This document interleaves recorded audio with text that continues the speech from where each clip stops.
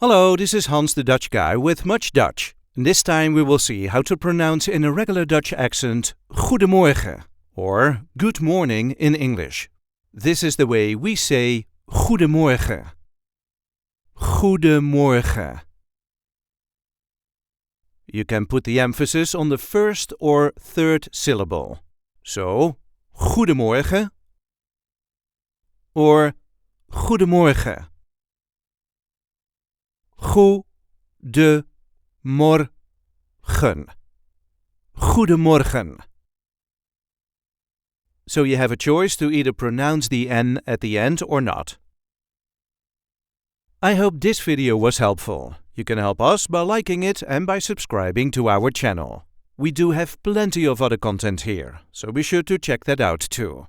And if there are any words you need help pronouncing in Dutch, just let us know in the comments, and we will get that word on MuchDutch as soon as possible. Tot ziens!